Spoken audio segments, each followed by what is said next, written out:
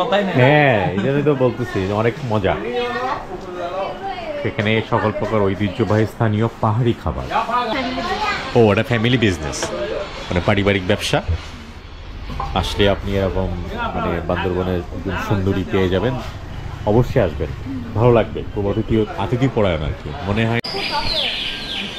লেরাগাঁও দেবতাঘুম থেকে যখন ফিরবেন তখন আপনারা এই হোটেলে আসবেন। এখানকার পাহাড়ি যে খাবারগুলো সব থেকে খুব বিখ্যাত, ব্যাম্বু স্টিক, এই ধরনের খাবারগুলো আপনি এখানে পাবেন।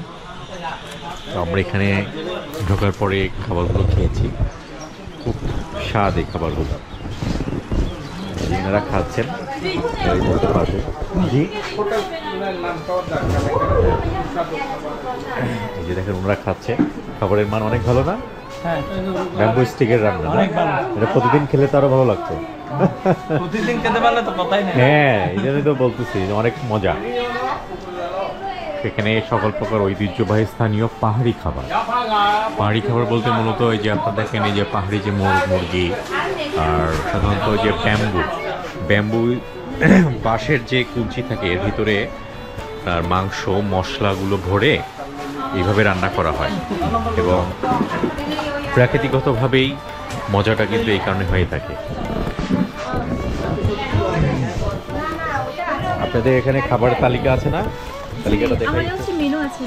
ও আচ্ছা, দেখেন এখানে কচ্ছপতলি বাজার, একেবারে আর্মি ক্যাম্পের সামনে। এখানে দেখেন খাবারের প্যাকেজগুলো আছে, দেশি মুরগি জনপ্রতি 320, ব্রয়লার প্যাকেজ, সাথে কিন্তু সবজি ডাল আলু ভর্তা এগুলো থাকবে ফ্রি।